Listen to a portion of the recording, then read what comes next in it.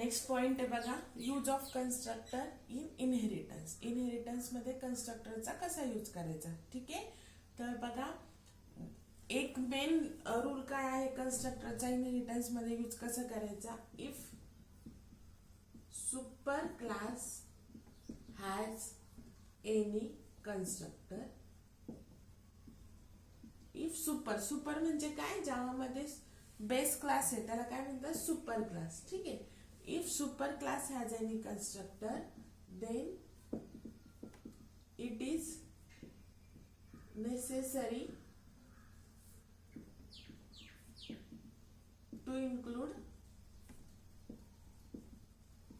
Constructor in sub class. Sub class म्हणजे काय, derive class. बरोबर. If superclass has any constructor, then it is necessary to include the constructor in subclass. जर super class मध्ये constructor असेल तर mandatory आहे तुम्हाला की सब क्लास मध्ये कन्स्ट्रक्टर हे आलंच पाहिजे. ठीक आहे, का, कारण की आपण ऑब्जेक्ट कशाचं क्रिएट करतो, लास्ट लेवल म्हणजे सब क्लासचं करतो, मेन मध्ये सुपर क्लासचं करत नाही. मग ऑब्जेक्ट आपलं कसं क्रिएट करतो, suppose this is my class name, then object name is equal to new A. मग आपल्या इथे कन्स्ट्रक्टर असतो. बरोबर. मग जर सुपर क्लास मध्ये कन्स्ट्रक्टर आहे, सुपर क्लास मध्ये सपोज सुपर क्लास आपण आता ए आहे असं कन्सिडर करू आणि त्याच्यामध्ये कन्स्ट्रक्टर आहे. ठीक आहे, इथे काय कन्स्ट्रक्टरचा असेल ते. त्याच्यानंतर सब क्लास बी आहे. मग आता सुपर क्लास मध्ये जर कन्स्ट्रक्टर आहे तर बी मध्ये पण एक कन्स्ट्रक्टर करायचंच. का, कारण की बी सब क्लासच्या कन्स्ट्रक्टर थ्रू तुम्ही काय करता, इनिशियलाइज करता सुपर क्लासचं कन्स्ट्रक्टर. का, कारण की तुम्ही ऑब्जेक्ट कशाचं क्रिएट करणार, मेन मध्ये सब क्लासचं. मग ह्याच कन्स्ट्रक्टर थ्रू, मग जर आपण सुपर क्लासचा ऑब्जेक्टच क्रिएट नाही करणार, मग आपण कन्स्ट्रक्टर न्यू नंतर करतो. बरोबर. मग कन्स्ट्रक्टर इनिशियलाइज कसं होणार. बरोबर. मग आपण काय करायचं, जर सुपर क्लासमध्ये कन्स्ट्रक्टर असेल तर सब क्लासमध्ये कन्स्ट्रक्टर इन्क्लूड करायचंच. आणि काय करायचं नेक्स्ट, सब क्लासच्या कन्स्ट्रक्टर थ्रू मग आपलं काय होणार, सुपर क्लासचं कन्स्ट्रक्टर काय होणार, इनिशियलाइज होणार. म्हणजेच काय, it is necessary to add or include the constructor in subclass if there is a constructor in superclass. आणि जर सुपर क्लास मध्ये कन्स्ट्रक्टर नसेल then it depends on user if user wants to include the constructor in subclass or not. जर नसेल super class मध्ये तर सब class मध्ये टाकायचं की नाही, that totally depends on user. But mandatory कधी आहे, जर सुपर क्लास मध्ये असेल तर. ठीक आहे, तर पहिल्यांदा एक सिंपल कन्स्ट्रक्टर कसं इनिशियलाइज करायचं सब क्लास मध्ये सुपर क्लासचं. पहिलं सिंगल इनहेरिटन्सचा प्रोग्राम दाखवते, मग मल्टी लेव्हलचा दाखवते.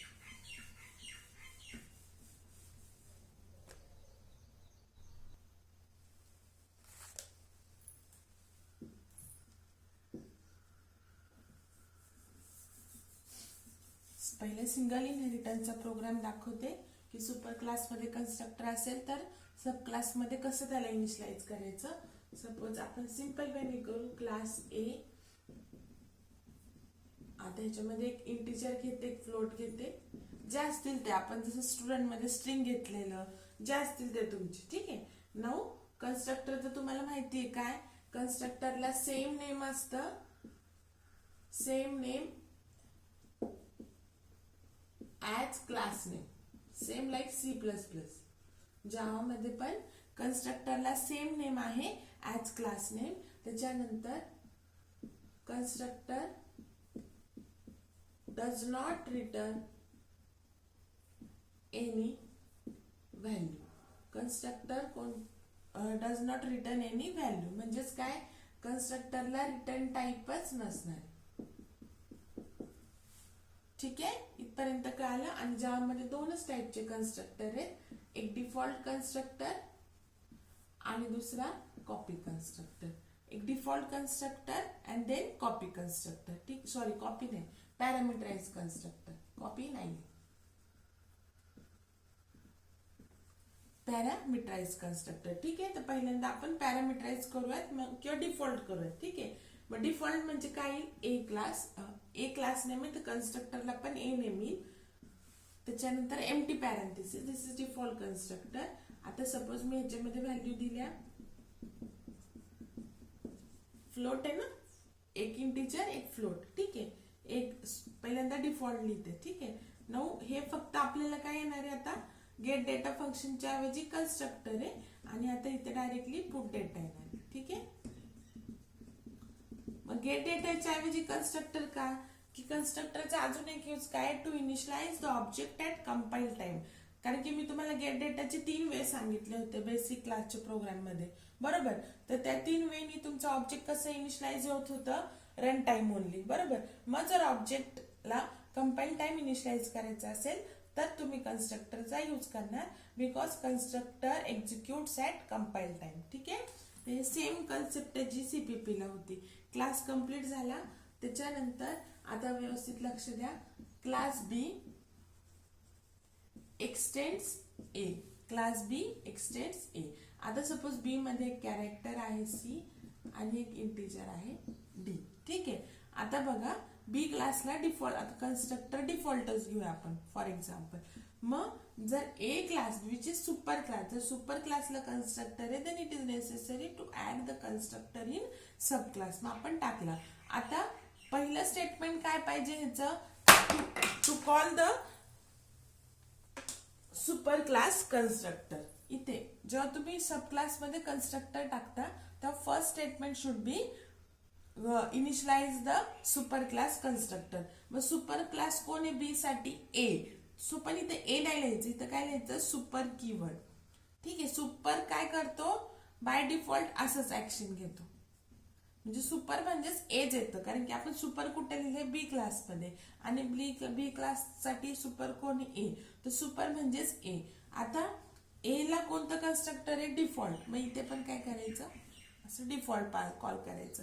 आणि मग राहिलेलं C is equal to x, D is equal to 20 हे इनिशियलाइज करून द्यायचं, ठीक आहे. बी क्लासचे व्हेरिएबल्स, पहिल्यांदा सुपर क्लास आणि नंतर बी क्लास. त्याच्यानंतर आता इथे शक्यतो सेम लिहू नका. जर सेम पुट डेटाच लिहिलं तर तुम्हाला माहिती आहे जेव्हा मी बी चा ऑब्जेक्ट क्रिएट करेल तेव्हा आणि B1 डॉट पुट डेटा करेल तेव्हा पुट डेटा फक्त बीच कॉल होईल का, कारण की मेथड ओव्हररायडिंग होईल, ठीक आहे. तुम्हाला लास्ट टाइम सांगितलेलं आहे, नसेल लक्षात तर परत एकदा व्हिडिओ ऐका. इथं फक्त पुट लिहिते, SOP C आणि SOP D. हा क्लास कंप्लीट झाला. आता मेन क्लास, मेन क्लास आता suppose class F public static word main string ARGS. आता इथे मी सुपर क्लास सब क्लासचं ऑब्जेक्ट क्रिएट करणार. आता कन्स्ट्रक्टर डिफॉल्टच आहे, सो सेम असंच येणार, सेम असंच येणार, बरोबर. आणि B1 डॉट पुट डेटा आणि B1 डॉट पुट. बघा आता मेन कंप्लीट आणि क्लास कंप्लीट. प्रोग्राम कंपाइल केला, रन केला, पहिले कंट्रोल मेन कडे आला, बीचा ऑब्जेक्ट क्रिएट झालं, बरोबर. आता B1 हे बीचा ऑब्जेक्ट आहे आणि बी ए पासून एक्सटेंड केलेला आहे, सो B1 च्या मेन मेमरी मध्ये ए चे पण व्हेरिएबल्स ए बी आणि बी चे पण, ह्याच्यासाठी मेमरी अलोकेशन होणार. नाउ इथे कोणतं कन्स्ट्रक्टर कॉल झालं, डिफॉल्ट कन्स्ट्रक्टर बीचं, तर कंट्रोल आला इथे, इथून म्हणजे जशी मेथड एक्झिक्यूट होती तसं. सॉरी हे फक्त कंपाइल टाइम होणार, ठीक आहे, रन टाइम नाही. नाउ इथे आलं पहिल्या स्टेटमेंटला, इथून कॉल झालं सुपर, तर बी साठी सुपर कोण आहे, ए. मग ए क्लासचं कन्स्ट्रक्टर कॉल होणार. मग ए मध्ये 10 जाणार, बी मध्ये 3.14 जाणार. हे कंप्लीट झालं. परत कंट्रोल नेक्स्ट लाईनला येणार, सी मध्ये एक्स जाणार आणि डी मध्ये 20 जाणार. हे पण कंप्लीट झालं. इथे आलो put data, put data function call झालं, ए आणि बी ची व्हॅल्यू डिस्प्ले झाली. पुट फंक्शन कॉल झालं, सी आणि डी ची व्हॅल्यू डिस्प्ले झाली. तर हे तर कॉमन आहे. फक्त सुपर म्हणजे काय की सुपर तुम्ही इथे बी मध्ये लिहिलेलं आहे, मग बी साठी ए आहे, सो ए क्लासचा कन्स्ट्रक्टर कॉल होणार, ठीक आहे. तर हे झालं तुमचं use of constructor in single inheritance, that is default constructor. आता सपोज मी हाच जर प्रोग्राम पॅरामीटराइजने करायचा झाला तर कसा करणार बघा.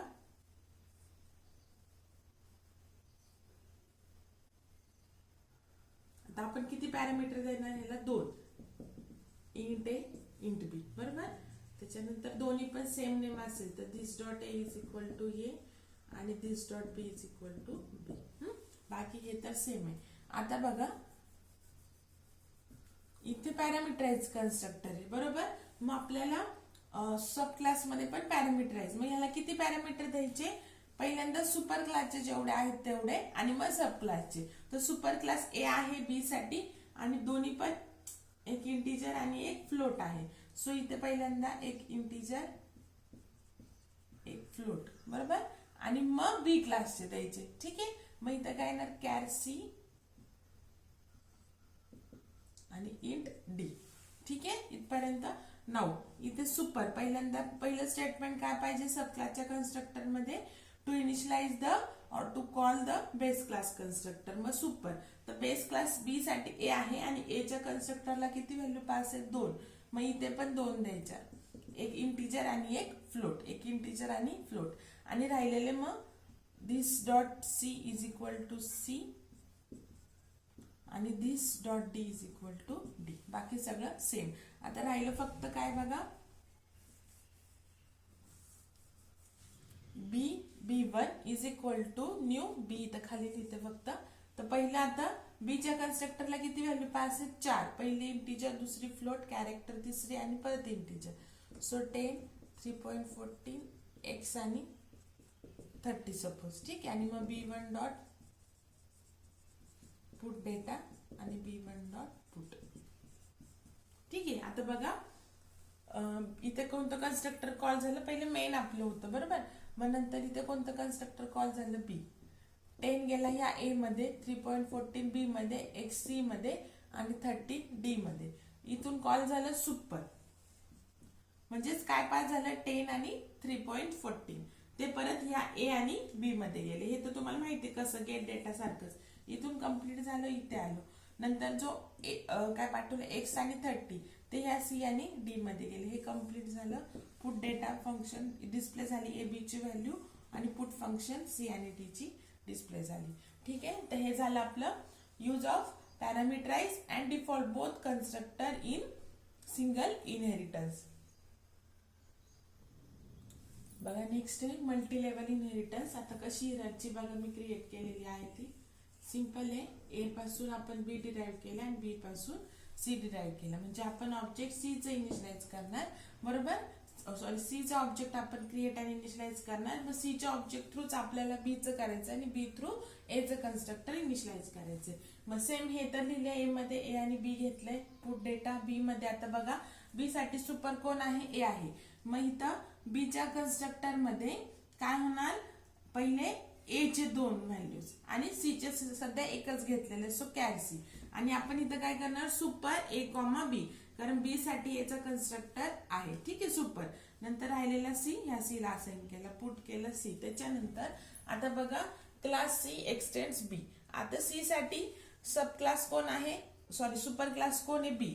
मग बी च्या कन्स्ट्रक्टरला किती पास आहेत 1 2 3 हे 3 आणि प्लस सी चे स्वतःचे डेटा. मग इथं काय केलं आपण पहिले 3 पास केले आणि स्ट्रिंग त्याचा सी चा एस आणि ई पास केला. ठीक आहे. डबल व्हॅल्यू स्ट्रिंगची आणि डबल त्यातलं. आता सी साठी सुपर कोण आहे बी आणि बी च्या कन्स्ट्रक्टरला 1 2 3 व्हॅल्यू आहे. मग ते सुपरला 1 2 3 व्हॅल्यू पास केलं ए बी सी. पहिले parameter first be super class parameter. ठीक आहे. आणि एस आणि ई जे रिमेनिंग आहेत ते आपण करंट क्लास किंवा सी च्या व्हेरिएबल्सला पास केले. नंतर डिस्प्ले एस आणि अजून काय करायचं आपल्याला ई पण करायचं म्हणजे स्ट्रिंग आणि एक डबल व्हॅल्यू. ठीक आहे. नाऊ मेन एकदा बघा आता सी चा ऑब्जेक्ट क्रिएट करतोय. सी च्या कन्स्ट्रक्टरला टोटल किती व्हॅल्यू पास आहेत 1 2 3 4 5. Integer float character string double. बघा इंटिजर फ्लोट कॅरेक्टर स्ट्रिंग आणि डबल. ठीक आहे. Now C1 dot put data sorry आता हे कसं होणार बघा इथून हे कन्स्ट्रक्टर पास होणार 10 ए मध्ये 3.14 बी मध्ये एक्स सी मध्ये हॅलो एस मध्ये स्ट्रिंग मध्ये आणि 1.2.34 हे डबल मध्ये. त्यातले सुपरला एबीसी पास होणार म्हणजे सी साठी सुपर कोण आहे बी म्हणजे इथून बी क्लासचा कन्स्ट्रक्टर कॉल होणार. त्याच्यानंतर परत इथे ते 10 3.14 आणि एक्स जाणार. त्यातले 10 आणि 3.14 परत सुपर कॉल होणार.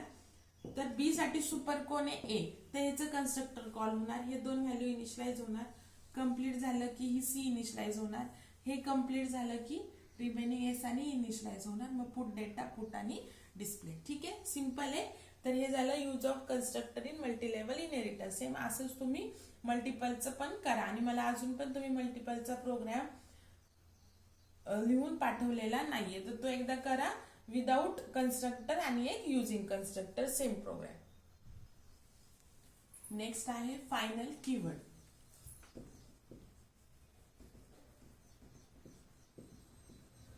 फायनल कीवर्ड जसं स्टॅटिक कीवर्ड बघितला आपण, त्याच्यामध्ये स्टॅटिक व्हेरिएबल आणि स्टॅटिक मेथड बघितल्या, तसं फायनल कीवर्ड.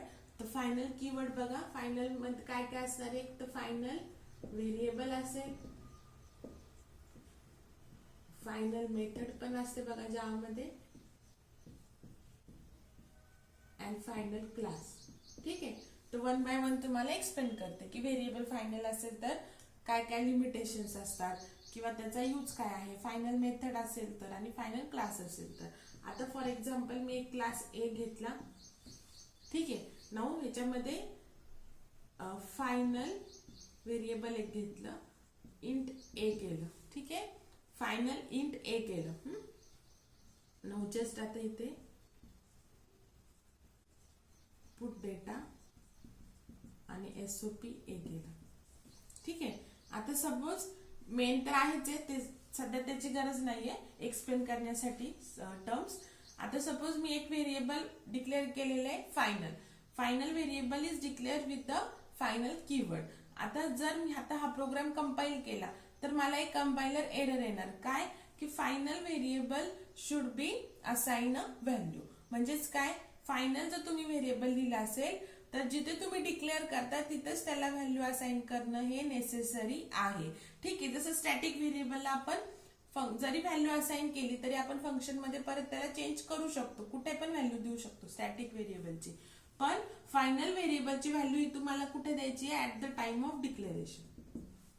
ठीक आहे, मग आता ठीक आहे, मी आता एचं ऑब्जेक्ट क्रिएट केलं मेन मध्ये आणि A1 डॉट पुट डेटा केलं, तर मला डिस्प्ले काय होणार, ए ची व्हॅल्यू 10 डिस्प्ले होणार. ठीक आहे, पण आता सपोज मी पुट डेटा मध्ये ए ची व्हॅल्यू जी प्रिव्हियस ए ची व्हॅल्यू आहे +20 करते. ठीक आहे, आता बघा मग याची एरर कळाली, जर इनिशियलाइज नाही केलं at the time of declaration तर एरर येणार, बिकॉज फायनल व्हेरिएबल जेव्हा तुम्ही डिक्लेअर करता तेव्हाच इनिशियलाइज करणं नेसेसरी आहे. आता मी काय केलं, एका फंक्शन मध्ये किंवा कुठे पण तुमच्या प्रोग्राम मध्ये जर फायनल व्हेरिएबलची व्हॅल्यू चेंज होत असेल, ठीक आहे, तरी पण काय येणार, एरर येणार, because you cannot change the value of final variable.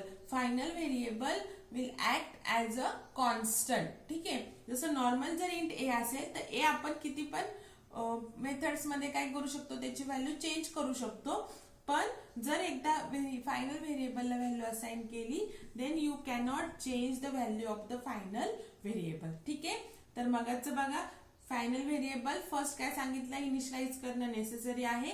Second, you cannot change the value of the final variable once it is initialise to one value. Okay, ठीक आहे, means final variable will act as a constant. तर हे झालं आपलं final व्हेरिएबलचं. ठीक आहे, now next आहे जर मेथड. आता हे स्टेटमेंट तर रॉंगच आहे, सो हे मी काढून टाकते. आता जर आपली मेथड फायनल असेल तर ठीक आहे. आता बघा, मेथड ओव्हररायडिंग मध्ये आपण काय शिकलोय की क्लास ए आहे, सपोज क्लास बी मी एक्सटेंड्स ए केला.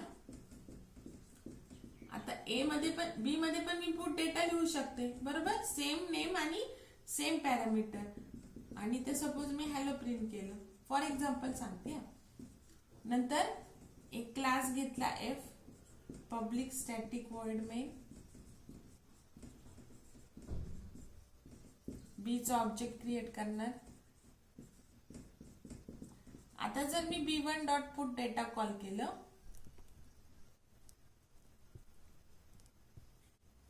आता बघा, जर मी b1 डॉट, हे तुम्हाला मेथड ओव्हररायडिंग मध्ये सांगितले, b1 डॉट जर पुट डेटा कॉल केलं तर कोणतं पुट डेटा फंक्शन कॉल होणार, सब क्लासचं, बरोबर, दॅट इज मेथड ओव्हररायडिंग. जर सब क्लास आणि super class have both same function with same argument means it is not method overloading, it is method overriding. So जेव्हा मी ऑब्जेक्टनी function call करणार तेव्हा कोणतं होणार, put डेटाच होणार. पण जर हे ठीक आहे फंक्शन पुट डेटाचं कॉल होते, पण जर आपल्याला काय अलाउ आहे की आपण सुपर क्लास आणि सब क्लास मध्ये सेम मेथड लिहू शकतो, बरोबर, ठीक आहे, same method with same parameter. जसं मेथड ओव्हरलोडिंग अलाउड आहे तसं मेथड ओव्हररायडिंग पण अलाउड आहे. पण जर माझी ही पुट डेटा फंक्शन फायनल आहे then I cannot redefine the put data function. म्हणजे जर तुम्हाला मेथड ओव्हररायडिंग जर तुम्हाला रिस्ट्रिक्ट करायचं आहे तर तुम्ही काय करू शकता, या मेथडला फायनल लिहू शकता. मग आता परत तुम्ही बी मध्ये परत पुट डेटाची रिडेफिनेशन लिहू शकत नाही. येते का लक्षात? जसं फायनल व्हेरिएबल परत तुम्ही त्याला व्हॅल्यू चेंज नाही करू शकत, तसंच फायनल जर तुमची मेथड असेल then you cannot redefine it in sub class. कळतंय का? मग इथं तुम्ही पुट डेटा लिहूच नाही शकत, मग तुम्हाला पुट डेटा दुसरी मेथड इथं पुट डेटाच्या ऐवजी एक वेगळी मेथड लावी लागेल. मग पुट डेटा एकच आहे म्हणजेच तो सुपर क्लासचीच कॉल करणार. येते का लक्षात? तर हे झालं फायनल मेथड. ठीक आहे, आता फायनल मेथड झालं. आता फायनल क्लास. आता जर तुमचा क्लास फायनल आहे तर you cannot make the sub class using that final class. म्हणजेच काय, you cannot extend the final class. म्हणजे हे स्टेटमेंट काय झालं, रॉंग झालं. ठीक आहे, आता ह्याच्या आधी बघा, जर फायनल मेथड आणि फायनल व्हेरिएबल जर तुमच्या एका क्लासमध्ये असतील आणि त्या क्लास पासून जर तुम्ही एक वेगळा क्लास क्रिएट केला तर क्लास फायनल नाहीये.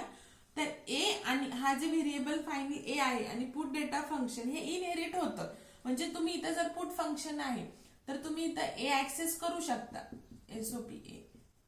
म्हणजे final variable and final methods can be inherited. म्हणजे inherited B one dot put data केलं, बी1 हे सब क्लासचा ऑब्जेक्ट आहे, मग त्यांनी पुट डेटा आपण कॉल करू शकतो. म्हणजेच फायनल व्हेरिएबल आणि फायनल मेथड्स जरी रिडिफाईन किंवा रिइनिशियलाइज होत नसतील तरी पण ते इनहेरिट होतात, बरोबर. पण आता जर क्लासच फायनल आहे तर यू कॅनॉट, म्हणजेच हे स्टेटमेंट काय होणार, रॉंग होणार. Because you cannot extend the final class. येते का लक्षात? म्हणजे जर तुम्हाला एखाद्या क्लासला रिस्ट्रिक्शन करायचंय की त्या क्लास पासून तुम्ही कोणता सब क्लास डिराईव्ह नाही करू शकत, then you can assign that class to final class. ठीक आहे, व्यवस्थित व्हिडिओ पॉज करा आणि परत एकदा तिन्ही पण व्हेरिएबल, मेथड आणि क्लासचं मिनिंग काय आहे, त्याचा यूज काय आहे आणि त्याचे ड्रॉबॅक्स काय आहे. किंवा तुम्ही जर क्लास फायनल असेल तर काही नाही करू शकत, क्लास मेथड असेल तर मेथड ओव्हररायडिंग नाही करू शकत, म्हणजेच मेथड रिडिफाईन नाही करू शकत, बरोबर. त्याच्यानंतर व्हेरिएबल जर फायनल असेल तर त्याला रिइनिशियलाइज नाही करू शकत. It is required to initialise that variable at declaration, at the time of declaration. ठीक आहे, तर हे झालं तुमचं फायनल कीवर्ड. नेक्स्ट आहे बघा ऍबस्ट्रॅक्ट क्लासेस. ठीक आहे, तर abstract classes declare with abstract keyword. जसं final class declare with final keyword, abstract keyword. Okay, then abstract class contains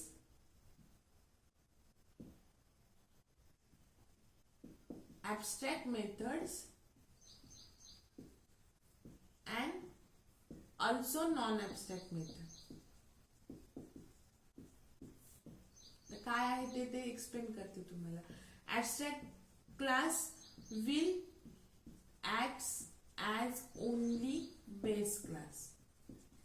Abstract class चा यूज फक्त काय आहे, will act as a base class only. You cannot create the object of abstract class or you cannot initialize the object of abstract class. एक तर abstract class तुम्ही declare करणार abstract keyword. abstract class मध्ये all methods पण abstract असू शकतात किंवा some method abstract आणि some method non abstract both असू शकतात. म्हणजेच method declare with abstract keyword are the abstract methods and method declared with without abstract keywords are the non-abstract methods. Okay, तर both असू शकतात किंवा ओनली abstract मेथड पण असू शकतात. आणि abstract क्लासचं तुम्ही कधीच ऑब्जेक्ट इनिशियलाइज करू शकत नाही. म्हणजेच काय की माझ्या क्लासमध्ये फक्त एकच abstract क्लास आहे आणि डायरेक्ट मी मेन मध्ये त्याचा ऑब्जेक्ट क्रिएट करू शकत नाही. म्हणजेच काय, तुमचा abstract क्लास कुठे येणार आहे, जर तुमच्या प्रोग्राम मध्ये इनहेरिटन्स असेल तर. Because abstract class only act as a base class. ठीक आहे, now abstract class provide the abstraction 0 to 100%. abstract class provide the abstraction 0 to 100%. Abstraction means what? Hiding the internal details. आपण CPP मध्ये बघितलं होतं, त्याच्यामुळे मी तुम्हाला ह्याच्यामध्ये सांगितलं नाही. ऍबस्ट्रॅक्टचं सुरुवातीचं इनकॅप्सुलेशन, ऍबस्ट्रॅक्शन, हायडिंग द इंटरनल डिटेल्स म्हणजे कोड हाईड करायचा, बरोबर. तर ते झालं ऍबस्ट्रॅक्शन. आता जर ऍबस्ट्रॅक्ट क्लासमध्ये नॉन ऍबस्ट्रॅक्ट मेथड असतील, all methods are non-abstract, then it provide the 0% abstraction. Suppose total 5 methods आहेत abstract class मध्ये, त्यातल्या 2 abstract methods आहेत आणि 3 non-abstract method आहेत. मग abstraction किती प्रोव्हाइड होईल? 25% or something. ठीक आहे. जर तुमच्याकडे 4 मेथड्स आहेत abstract class मध्ये, 2 abstract आहेत आणि 2 non-abstract आहेत, तर इथं 20% होईल, बरोबर. 2 ऍबस्ट्रॅक्ट आहे, 2 नॉन ऍबस्ट्रॅक्ट आहे, तर ऍबस्ट्रॅक्शन 50% प्रोव्हाइड होणार. आणि तुमच्याकडे फॉर एक्झाम्पल 6 मेथड्स आहेत, 5 जेवढ्या असतील तेवढ्या, आणि ऑल मेथड्स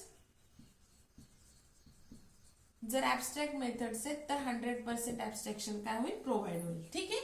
तर आता हे कसं होणार ते सांगते मी तुम्हाला कोड लिहिल्यानंतर. ठीक आहे. म्हणजेच काय, ऍबस्ट्रॅक्शन क्लास 0 to 100% ऍबस्ट्रॅक्शन प्रोव्हाइड करतं. If all methods in abstract class are non-abstract, then it will provide the 0% abstraction. If some methods are abstract and some are non-abstract, then depend on the number of abstract method, there will be the percentage of abstraction. आणि जर all methods abstract असतील तर 100% abstraction provide करतात. आणि आपण जे next लेक्चरला आता interface बघणार आहे, मल्टिपल इनहेरिटन्स, मल्टिपल सपोर्ट नाही करत, नाही का, सॉरी, मी तुम्हाला जे मगाशी प्रोग्राम सांगितला तो हिरार्चिकलचा करायला लावलेला. ठीक आहे. मल्टिपलचा नाही. तर मल्टिपल आपण इंटरफेसने करणार आहे आणि इंटरफेस प्रोव्हाइड्स द 100% ऍबस्ट्रॅक्शन. ठीक आहे. आता ते कसं ते तुम्हाला प्रोग्राम इंटरफेस शिकल्यानंतरच कळेल. फक्त डिफरन्स तुम्हाला कधी कधी विचारतात, what is different between abstract class and interface. तर सध्या एवढा एकच सांगा, म्हणजे जेव्हा आपण इंटरफेस शिकू तेव्हा तुम्हाला अजून डिफरन्स कळतील की abstract class provide the 0 to 100% abstraction, but interface provide the 100% because by default all the methods in abstract, all the methods in interface are the abstract methods. ठीक आहे. तेवढा पॉइंट फक्त लक्षात ठेवा. आता आपण abstract class कसा डिक्लेअर करायचा, कसा यूज करायचा ते सांगते. बघा आता, abstract class declared with abstract keyword. Abstract class contains all abstract methods or some methods may be non abstract and some abstract. आता मी दोन्ही पण लिहिलेले आहेत. एक डिस्प्ले मेथड, आता इथे मी ऍबस्ट्रॅक्ट कीवर्ड लिहिलेलं नाहीये, सो डिस्प्ले मेथडची डेफिनेशन लिहिणं नेसेसरी. आतापर्यंत मी तुम्हाला सांगितलेलं आहे की क्लासमध्ये आपण कधीच फंक्शन डिक्लेअर करणार नाही, डायरेक्टली त्याची डेफिनेशन लिहिणार. सो आता माझी डिस्प्ले मेथड ही माझी आतापर्यंत जशी शिकलेलो आहे तशी नॉन ऍबस्ट्रॅक्ट मेथड आहे. सो आपण त्याची डेफिनेशन लिहिणार. आणि ज्या ज्या मेथड तुम्ही ऍबस्ट्रॅक्ट लिहिता declare with the abstract keyword, त्याची डेफिनेशन येणार नाही, त्याला फक्त काय येणार? डिक्लेरेशन येणार. ठीक आहे. येते लक्षात. म्हणजेच काय की ऍबस्ट्रॅक्ट जर आणि ऍबस्ट्रॅक्ट मेथड्स ह्या ऍबस्ट्रॅक्ट क्लासमध्येच असणार आहे. नाऊ ज्या तुमच्या ऍबस्ट्रॅक्ट क्लासमध्ये नॉन ऍबस्ट्रॅक्ट मेथड असतील त्याची डेफिनेशन ऍबस्ट्रॅक्ट क्लासमध्येच लिहिणं नेसेसरी आहे. आणि ज्या ऍबस्ट्रॅक्ट मेथड्स आहेत त्या फक्त डिक्लेअर करायच्या, त्याची डेफिनेशन कुठे लिहायची? कुठे लिहितो आपण? सब क्लास मध्ये लिहिणार. ठीक आहे. आणि ह्याची तर लिहायची गरज नाही बिकॉज इट ऑलरेडी डिफाईन. ठीक आहे. नाऊ मी आता क्लास बी एक्सटेंड्स ए केला. नाऊ आपण एक क्लास ए क्लास एक्सटेंड का केला किंवा बी क्लास का ए पासून क्रिएट केला? Because B class need some methods from the A class. ठीक आहे. आता बघा, बी क्लासला सपोज डिस्प्ले पाहिजे. ठीक आहे. आणि पुट आणि ऍड पैकी फक्त त्याला सपोज पुटच पाहिजे पण ऍड नको, पण पुट आणि डिस्प्ले तर रिक्वायर्ड. सो बी क्लास आपण एक्सटेंड केला ए पासून, त्यातली डिस्प्लेची डेफिनेशन लिहिलेली आहे. मग आता काय करायचं की तुमच्या क्लासमध्ये ऍबस्ट्रॅक्ट क्लासमध्ये जेवढे ऍबस्ट्रॅक्ट मेथड्स आहेत तेवढ्या त्या सब क्लासमध्ये त्याची रिडेफिनेशन कंपल्सरी लिहायचीच. रिडेफिनेशन नाही डिफाईन, कारण हे डिफाईनच नाही केलेलं. ठीक आहे. ह्याची डेफिनेशन लिहायची गरज नाही. पण जर तुम्ही एका ऍबस्ट्रॅक्ट क्लास पासून जर एक क्लास डिराईव्ह करत असाल तर it is necessary or it is mandatory to define all the abstract methods in sub class. म्हणजेच काय, आता डेफिनेशन लिहिताना ऍबस्ट्रॅक्ट कीवर्ड लिहायचं नाही. आता बघा मी काय सांगितलं की मला फक्त पुट रिक्वायर्ड आहे, ऍड नको. तरी पण ऍड ही ऍबस्ट्रॅक्ट मेथड आहे, so I have to define it is sub class. पण मला ऍड मेथड नकोच आहे ना, सो मी इथं कोडच लिहिणार नाही, फक्त काय करणार स्टार्ट आणि एंड करणार. So this is called as empty implementation. Because I do not require the add method, but I have to define it because it is an abstract method of class A. I require put, so put method, so I include the code whatever I want. ठीक आहे, इथं मला जे पाहिजे तो code मी काय केला insert केला. पण ऍड मेथड मला नकोच होती, पण ते ऍबस्ट्रॅक्ट असल्यामुळे त्याची डेफिनेशन लिहिणं नेसेसरी. तो मी फक्त स्टार्ट आणि एंड करणार, एकही स्टेटमेंट लिहिणार नाही. So it is called as empty implementation. मग ऑब्जेक्ट मी बीचं क्रिएट करणार. ठीक आहे, मग आता याचा काय यूज आहे मी तुम्हाला सीपीपी मध्ये पण सांगितलं होतं बघा ऍबस्ट्रॅक्शनचा, की सपोज माझ्याकडे एक क्लास बँक आहे आणि बँक पासून मी एन नंबर ऑफ काय केलं सब क्लासेस क्रिएट केले, ICICI bank of India, SBI, अजून काय असेल ते. ठीक आहे, आता जर मी सिंपल इंटरेस्ट फंक्शन, मला इच बँकेचा इंटरेस्ट रेट नुसार सिंपल इंटरेस्ट कॅल्क्युलेट करायचंय, तर एक काय की मी प्रत्येक बँकमध्ये वेगवेगळं फंक्शन नेम घेईन. बरोबर, तर एवढे चारच नाही, आपल्याकडे भरपूर साऱ्या बँकेत. मग एवढे फंक्शन नेम देण्यापेक्षा आपण काय करणार, बँक क्लास हा ऍबस्ट्रॅक्ट क्लास करणार आणि त्याच्यामध्ये एक ऍबस्ट्रॅक्ट मेथड लिहून ठेवणार स्पेसिफिकेशन. आता ती सिंपल इंटरेस्ट, आता ती ऍबस्ट्रॅक्ट असल्यामुळे त्याचं फक्त आपण काय लिहिणार डिक्लेरेशन लिहिणार. आणि ह्या क्लासमध्ये आपण काय करणार त्याला डिफाईन करणार. बिकॉज जर मी प्रत्येकाचं एक तर काय वे माझ्याकडे की मी प्रत्येकामध्ये एक वेगवेगळं फंक्शन नेम देणार आणि प्रत्येकाचा इंटरेस्ट रेट डिफरंट असतो, त्याच्यानुसार मी कॅल्क्युलेशन करणार. मग एवढे फंक्शन नेम देण्यापेक्षा मला माहिती काय की I want a function which will calculate the simple interest depending on the interest. Okay, so I will declare that method as abstract in abstract class bank. Then हे सगळे क्लास आपण bank पासून inherit करणार. मग प्रत्येक क्लासमध्ये तुम्हाला सांगितलं जर ऍबस्ट्रॅक्ट मेथड असेल तर त्याची डेफिनेशन लिहिणं नेसेसरी. मग त्या बँक मध्ये त्याची डेफिनेशन लिहिणार बाय दॅट बँक्स इंटरेस्ट. येते का लक्षात? ठीक आहे, ते हे तुम्हाला मी एक्झाम्पल सीपीपी मध्ये पण दिलेलं आहे. तर ह्या रिअल टाइम सिनेरिओ आहे. तर हे झालं तुमचं ऍबस्ट्रॅक्शन. ठीक आहे, तर एवढं आता आपल्या क्लासेस आणि ऑब्जेक्ट चॅप्टर कम्प्लीट झालेलं आहे. आता म्हणजे सेकंड चॅप्टर आणि फर्स्ट चॅप्टर मधले जे एक दोन छोटेसे पॉइंट आहेत, म्हणजे वेक्टर ऍक्च्युली थर्ड चॅप्टर मध्ये, पण ते आपण नेक्स्ट लेक्चर मध्ये घेऊयात आणि मग इंटरफेस सुरू करू.